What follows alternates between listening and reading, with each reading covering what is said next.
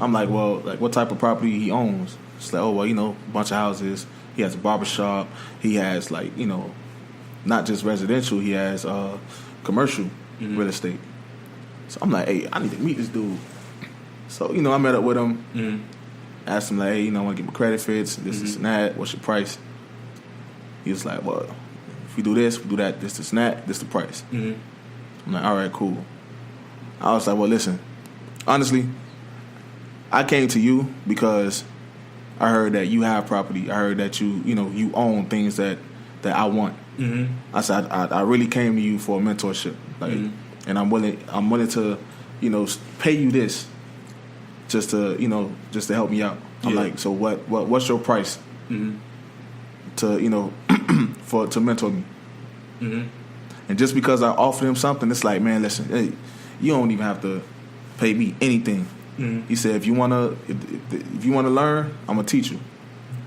He said, I can tell you want it because you offering to pay me.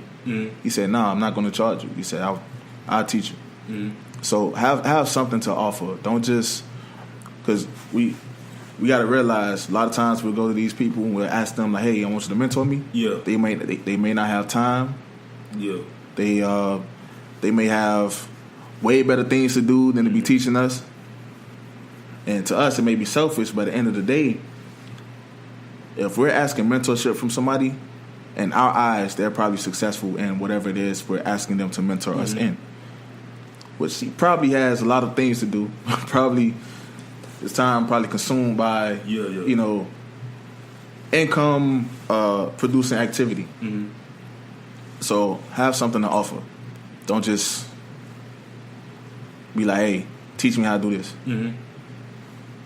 It's like, bro, get out my face. What you talking about? Get out my face. So it's pretty much like trade for trade. Like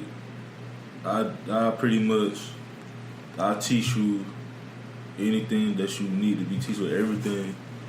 But like for the person that's getting mentored, you have to still give them something. Like put something on the table for them. Like maybe, I don't know, like, cause someone told me like taking them out for lunch or something. Or, yeah, I mean, it don't even necessarily have to be that. It don't necessarily have to be something tangible.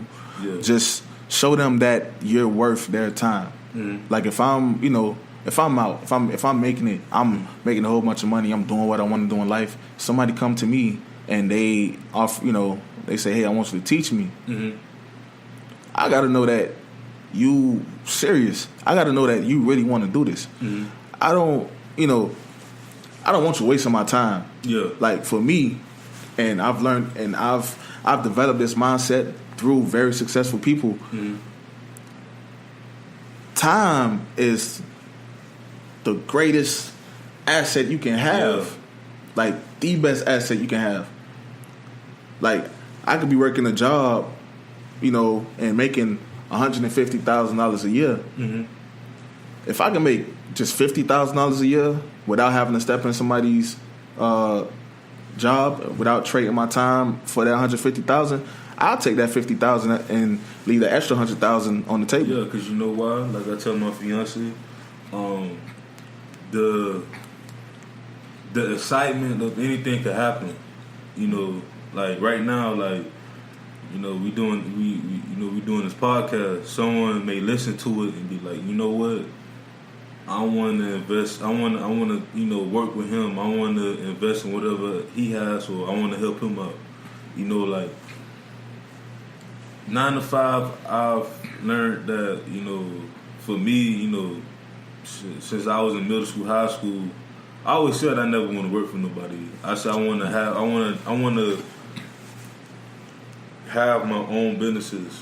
Because growing up in the family, my mom, she has her own business. My grandparents, all of them, from my mom and my dad's side, like they all own businesses. They own land. That's uncle, love. aunties, sisters and brothers and stuff like that. Cousins, like they have their own things. I'm like, for me, right now I want to be a sports and entertainment agent. But anybody asks me what you want to do 20, 30 years from now.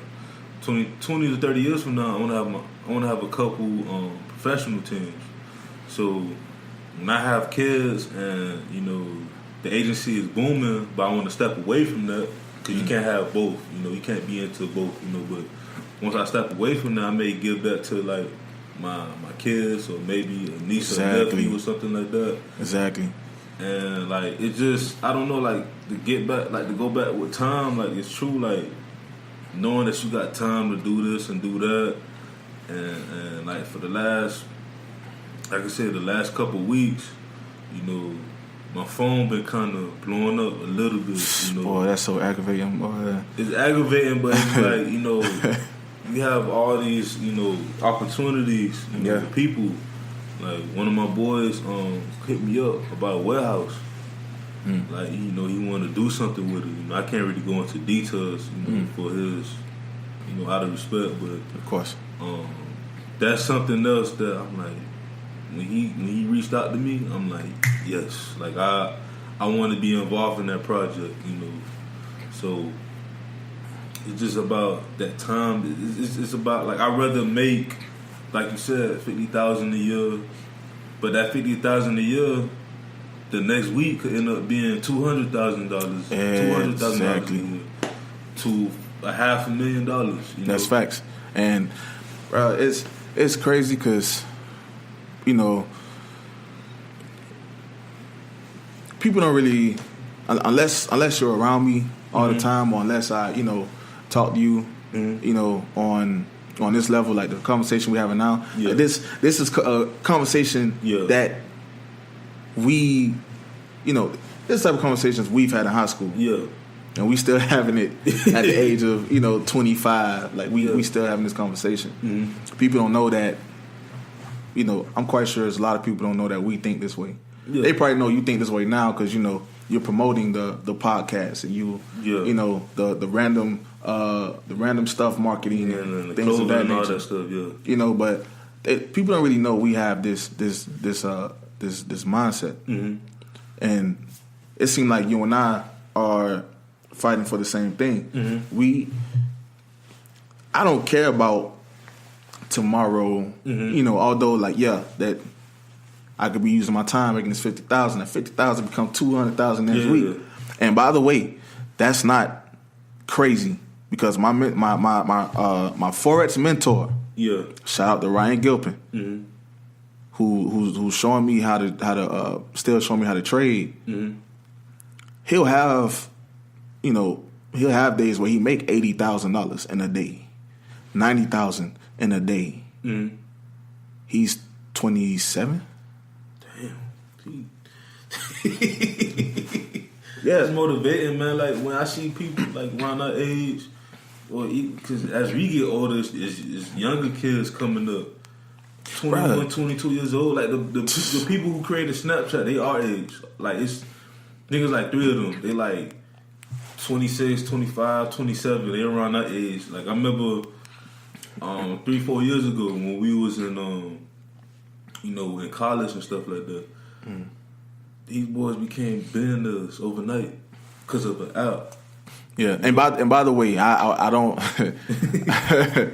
it seemed like it's overnight to us, but, you know, don't want to disrespect them and say it was overnight. That's something they put together. It built up for a while, and it became an overnight success. Yeah, that's like sometimes it take years to be an overnight success. Yeah. So I don't mean like they did it in that day. No, I understood where you was coming from. Like, you know, they probably planned it for about 2, 3, 4 years. You know, they probably was seeing, you know, because especially in technology, you know, social media is growing. Like, they probably looked at Facebook and seen what they had but didn't have. They probably looked at Vine, they looked at Instagram and stuff, Twitter. They're like, you know what? Let's just have people tell their stories for about 10 seconds. Now it's at a point where you can just hold the button and you can have like a minute. It goes on forever. It goes on forever. You can save the memories and stuff like that. Yeah. But I mean, you know, imagine if everyone had the mindset to go out and just do something better, to do something great, and share the information, share, you know, trade ideas, you know, from one mind to the next, come together and have a mastermind, you know, have a group think. Like, man, we could do so much. Yeah. And then I'm quite sure you've heard growing up, but people used to talk down on our generation. Yeah. Oh man, y'all the worst generation. Oh, I feel bad for y'all generation. And especially, I was definitely hearing it because growing up, by the time I was 10, I had 10 dead friends. Everybody except for one died from gun violence. You know what I'm saying? So, just being here today, and thinking about the life that, you know, that we've come from, and this is something me and my cousin talk about all the time. It's like, damn, like, look at us, because we, you know, me and my cousin, like, we grew up with Eli Rogers. Eli Rogers, yeah, that's family, right? You know, man. With DJ, like DJ to like DJ, that's like my, you know, it's like my brother. You know what I mean? Like, that's because I played football with DJ when I was maybe 10. Talking about DeAndre Johnson? Yeah. Man, shout out to him, man. No, I'm trying to. I was like everybody. 10. Steven, I'm still waiting for my damn response. Cause he said he was down for it, but I know he busy though. But he just got signed with the Redskins and stuff. So yeah, but. Shout out to Steve. We used to call him the Drizzy Drake of football. That was his favorite. That's probably still his favorite artist, man. But yeah, but like we, you know, we came from, you know, came from a certain type of lifestyle. Came from seeing certain things. Like to this day, I still like I play O-line. Yeah, my cousin played quarterback. Shout out to Shaw. My cousin played quarterback. DJ played running back. Eli played running back. Quentin Dunbar, that played for the Redskins, he played running back. So that was my first time playing football. I was ended up being the best O-line on the team, and the whole thing was you protect them by any means. And till this day, I'm still that way. Like if anything happened, go down with DJ, I'm dropping everything, I'm going the way he at. Yo, what's up? You all right? You good? You know what I'm saying? Yeah. But like this the type of environment that we've come from. Now, you have to find a way to take that energy from the environment that you come from and transfer it over to business. Transfer it over to you know, corporations and things of that nature. Yeah. It's not as easy if you don't have a certain level of self-awareness. Like you have to be aware of what you're doing and what you're saying. You know what I'm saying? Like, okay, I know loyalty is big for me. And the only people that can really hurt me is the people that I am loyal to. Yeah. But then when I, you know, bringing that energy back over to this side, I can't really bring that energy into business. Because if I'm being loyal to this company, if it's not in the company's best interest to keep me, which I'm damn sure gonna make sure that's never the case, because I'm always be a big asset to wherever I'm at. Yeah, I can't take that personal because it's business. It's business, yeah. Right? Yeah. Growing up, if quote unquote business deal went wrong, somebody getting shot, somebody getting killed, this is happening. But now it's like years later, I'm like, damn, like this is what we made it out of. Yeah, like. We're no longer in that space. Now we're over here. Like, I'm talking to condo associations to see if this condo is good for me. I'm trying to see if this, you know, this spot right here is good for me to live in. Yeah. And it's like, damn. Like, so you go from living in the hood, you go from living in the worst, you know, some of the worst neighborhoods to neighborhoods that people travel to and want to stay there when they travel there and all this other craziness. And when you sit back and reflect on things like that, I'm like, damn, I got to keep going because I can't go back. I can't go back to that. Like I can't go back. You know what I'm saying? Just you like. And that's something very important to me. You got to learn how to transfer your energy. And I think as a black community, we have it. Yeah. Whatever it is, we have it. Yeah. You will not meet a race that's more passionate than